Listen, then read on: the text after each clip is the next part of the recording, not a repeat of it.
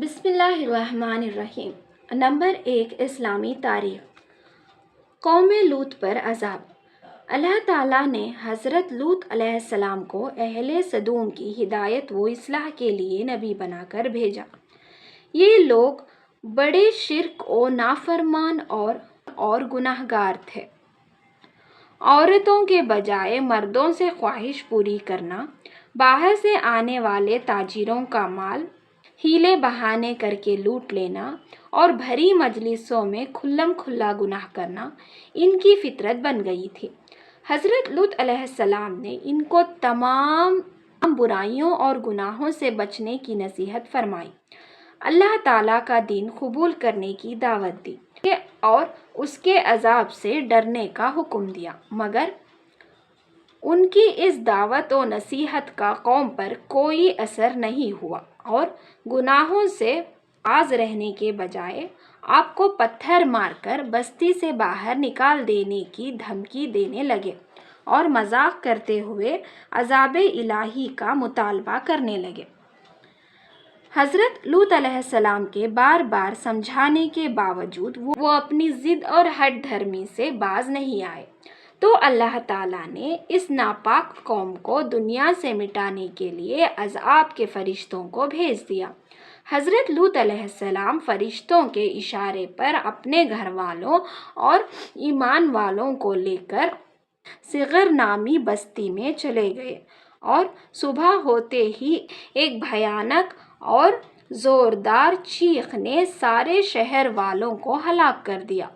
پھر حضرت جبرائیل علیہ السلام نے اس بستی کو آسمان کی طرف اٹھا کر زمین پر پھینک دیا اور اوپر سے پتھروں کی بارش کر کے پوری قوم کو عذاب الہی سے ہلاک کر دیا۔ نمبر 2، اللہ کی قدرت۔ درختوں کے پتوں کے فوائد۔ اللہ تعالیٰ نے ہزاروں قسم کے درخت پیدا فرمائے جن پر بے شمار پتے ہوتے ہیں۔ ان کے بہت سارے فائدے ہیں۔ یہ پتے ہمارے لیے تازہ اور صحت مند آکسیجن بناتے ہیں اور زہریلی گیس اپنے اندر جذب کرتے رہتے ہیں۔ اگر اللہ تعالیٰ ان پتوں میں یہ صلاحیت پیدا نہ کرتے تو فضا میں زہر ملی گیس پھیل جاتی، جس کے نتیجے میں انسانوں کو بہت سی بیماریاں لاحق ہو جاتی اور انسانوں کا جینا مشکل ہو جاتا۔ اللہ تعالیٰ نے اپنی قدرت سے درختوں کے ان پتوں کو بنا کر ہم پر بہت بڑا احسان کیا ہے، واقعی وہ اپنے بندوں پر بڑا مہربان ہے۔ نمبر 3، ایک فرض کے بارے میں۔ دین میں نماز کی اہمیت۔ ایک شخص نے آپ صلی اللہ علیہ وسلم سے عرض کیا، اے اللہ کے رسول، اسلام میں اللہ کے نزدیک سب سے زیادہ پسندیدہ عمل کیا ہے؟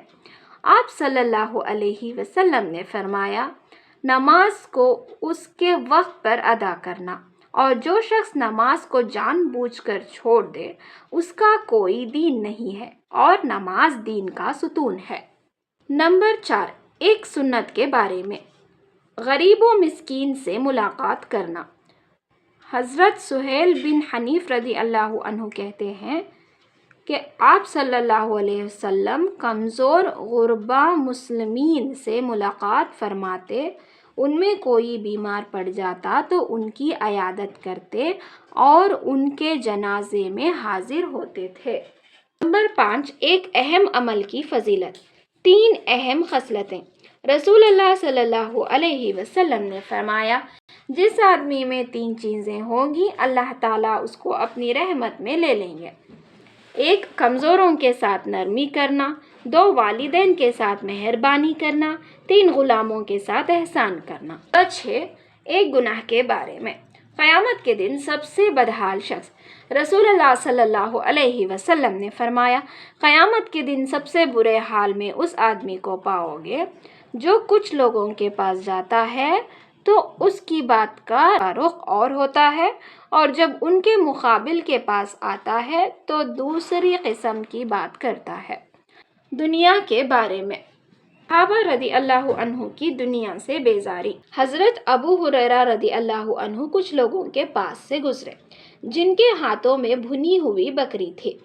ان لوگوں نے حضرت ابو ہریرہ رضی اللہ عنہ کو کھانے کے لیے بلایا تو انہوں نے انکار کر دیا اور کہا کہ رسول اللہ صلی اللہ علیہ وسلم اسی حال میں دنیا سے چلے گئے کہ جو کہ روٹی بھی پیٹ بھر کر بھی نہیں کھائی۔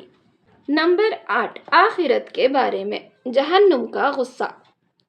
قرآن میں اللہ تعالیٰ فرماتا ہے، جب جہنمی لوگ جہنم میں ڈالے جائیں گے تو اس کی خوفناک آواز سنیں گے اور وہ ایسی بھڑک رہی ہوگی کہ گویا غصے کے مارے پھٹ جائے گی۔ نمبر 9، طب نبوی سے علاج۔ سفرجل یعنی پیئر سے دل کا علاج۔ رسول اللہ صلی اللہ علیہ وسلم نے فرمایا، سفرجل یعنی بہی کھاؤ کیونکہ یہ دل کو راحت و قوت پہنچاتا ہے اور پیدا ہونے والے بچے کے حسن کو بڑھاتا ہے۔ نمبر 10، قرآن کی نصیحت۔ قرآن میں اللہ تعالیٰ فرماتا ہے، جب تمہیں کوئی سلام کرے تو تم اسے اچھے الفاظ میں سلام کرو، یعنی اس کا جواب دو، یا ویسے ہی الفاظ کہہ دو، بلا شبہ اللہ تعالیٰ ہر چیز کا حساب لیں گے۔